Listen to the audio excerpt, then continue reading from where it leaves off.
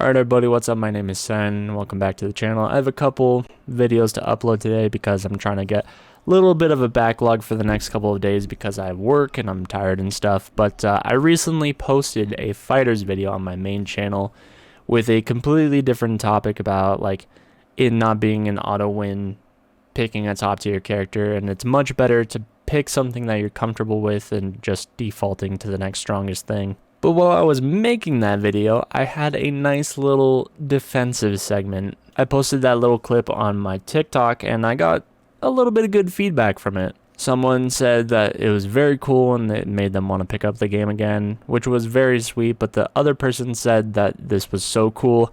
How do you get better at defense? The simple answer naturally that nobody wants to hear is practice 110%. Naturally, practice will always make you better, but I think the important thing here is to understand what you're practicing. The first place I would actually start is understand the level of player that you're actually playing against. Obviously, if you're playing at a super low level, unless it's like a Smurf or something, they're not going to present you anything fancy, anything special or tricky. They're just kind of hitting their face on the controller and just hoping that you get hit. And at a low level, it'll work too because nobody really knows what's going on. The next hurdle to get over is when players start to get a little bit better, when it becomes more competitive, when people are starting to understand things.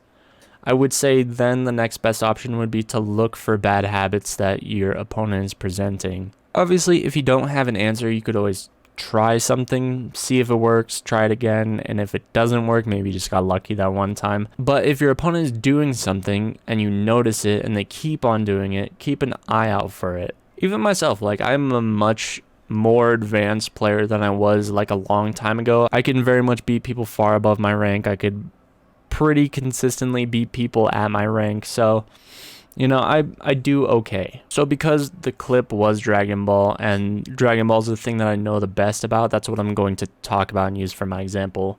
There was a change in the last patch, I believe, of the game where certain characters, if not all characters, have the option to cancel a beam-like move into Super Dash. So this next piece of advice is where all the practice comes into play, and that is to understand the character's options.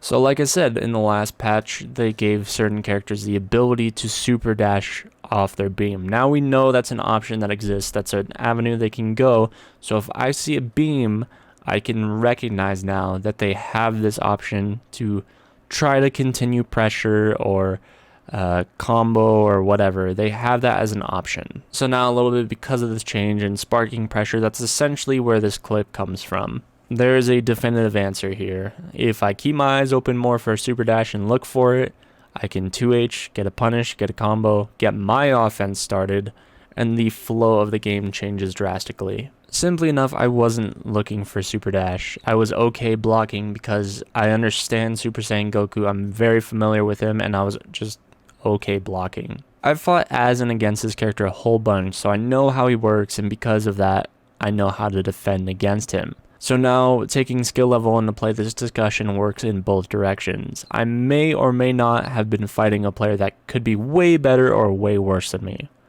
I could be fighting a player that is fundamentally more solid than I am, but the characters that they're playing, I've fought so much, and because of that, I can defend against them comfortably in my sleep. So now the inverse can be totally true too. Hey, this player I'm fighting is fucking whack.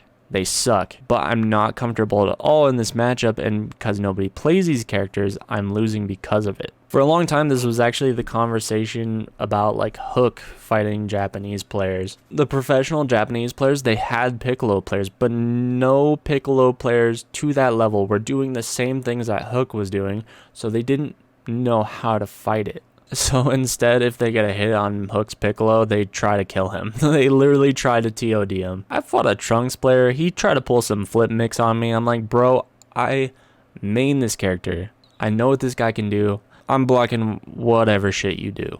This conversation is extremely relevant and interesting to just auto picking top tiers. I hope you like this video. It wasn't really any like physical advice. I would say physically the one thing that you could do to like help yourself is going to training mode, record some options that you saw that you're not comfortable with, that you don't understand, and try to figure out answers or get more comfortable blocking them. I would say training mode is going to be your best friend in that situation. But like I said, I hope you guys found this video helpful or entertaining or interesting or anything, any of the above. Thank you all so much for watching. If you guys want to see more, check out the rest of the channel. In the description, there's links to not just my channel, but my friends' channels as well. And remember, stay frosty.